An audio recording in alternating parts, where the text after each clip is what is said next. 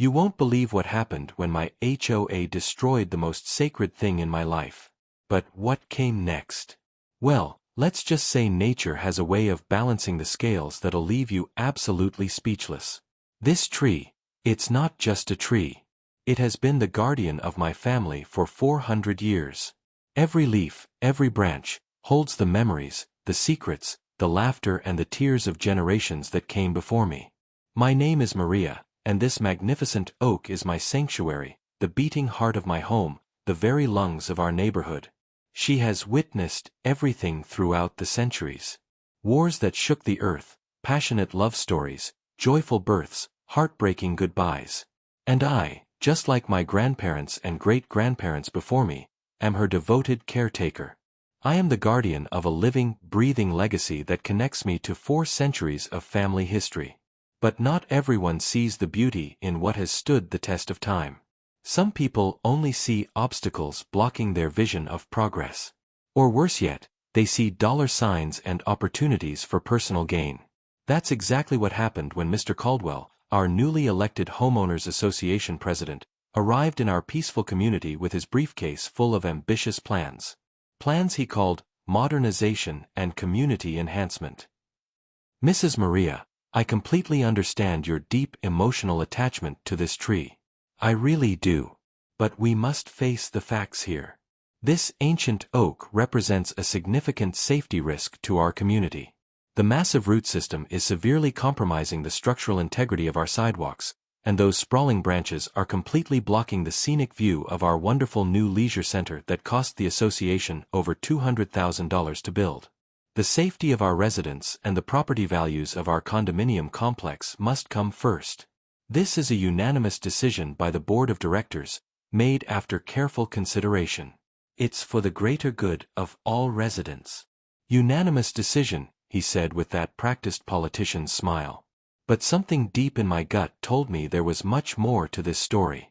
Something dark and rotten festering behind that polished smile and those empty justifications wrapped in legal jargon. I had lived in this community for 35 years, and I knew when something didn't smell right. I wasn't about to let them destroy 4 centuries of irreplaceable history without putting up the fight of my life. The so-called community meetings quickly became nothing short of a 3-ring circus designed to silence opposition. Every time I tried to speak, my voice was systematically muffled by interruptions and procedural objections. My carefully researched arguments were dismissed before I could even finish presenting them.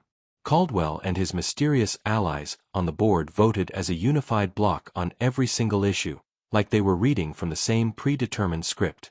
It felt like they already knew every outcome before I even opened my mouth to speak. The whole process was rigged from the very beginning. But then everything changed when my old friend John, who had reluctantly joined the board 6 months earlier, approached me at our local coffee shop with information that would blow this conspiracy wide open.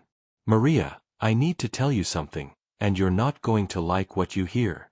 I'm so sorry about what's happening.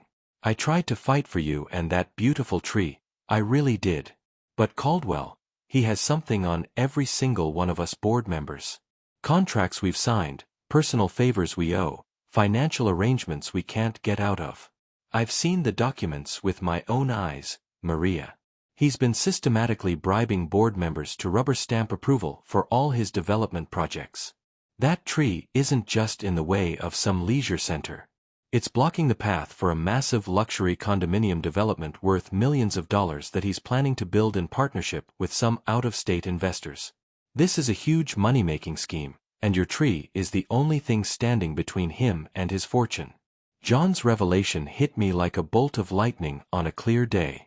He had just handed me the first crucial piece of a much larger and more sinister puzzle. The corruption ran deeper than even my suspicious mind had imagined. Caldwell wasn't just some overzealous community leader trying to modernize our neighborhood. He was a calculating predator who wanted to systematically destroy our community's character to build his personal real estate empire on the ashes of our history. And the most terrifying part? He somehow knew I was digging into his affairs. The intimidation campaign began almost immediately. Anonymous phone calls in the middle of the night. Strange messages slipped under my door. Cars parked outside my house for hours at a time. I was completely alone in this fight, but I wasn't about to give up. Not for my tree.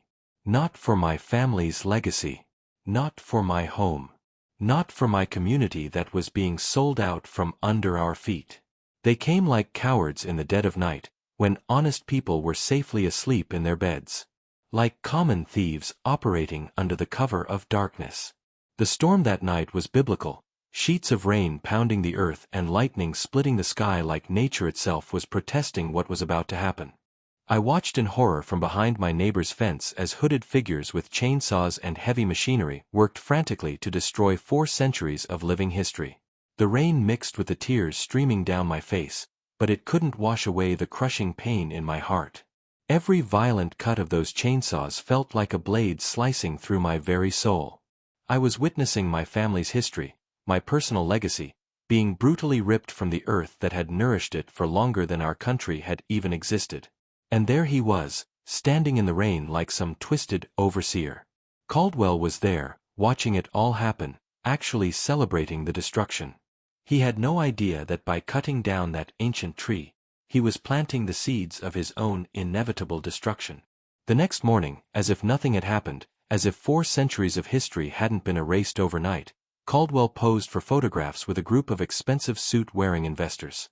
They were all smiles and handshakes, pointing excitedly at the empty muddy crater where my family's guardian had stood just hours before.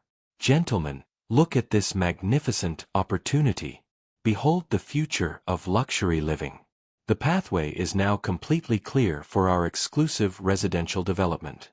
There are no more obstacles standing between us and unlimited profit potential." He actually thought he had won the war. But what Caldwell didn't understand about nature is that it operates on its own timeline, follows its own rules, and always collects what's owed. Its revenge might be slow and methodical, but it's absolutely relentless and utterly inevitable. At first, nature's response came as barely noticeable whispers of discontent. Tiny hairline cracks appeared in the newly constructed sidewalks that had cost the association thousands of dollars. The expensive landscaping around the leisure center refused to grow despite constant watering and fertilizing. Strange insects that nobody had ever seen before began appearing in unusual numbers. Caldwell dismissed every sign, blaming lazy contractors and poor execution by his construction teams.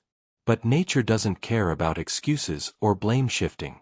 It simply reacts according to the laws of physics and ecology that have governed this planet for millions of years. That tree wasn't just a beautiful ornamental addition to our neighborhood. It was a sophisticated natural infrastructure system that had been functioning perfectly for 4 centuries. Its massive root system served as a living drainage network, preventing flooding during heavy rains. Its enormous canopy was a natural air filtration system and wildlife habitat. It was an entire ecosystem compressed into a single magnificent organism. The first major flood hit our neighborhood just 3 weeks after the tree was destroyed. I had lived here for 35 years and had never seen water levels like that.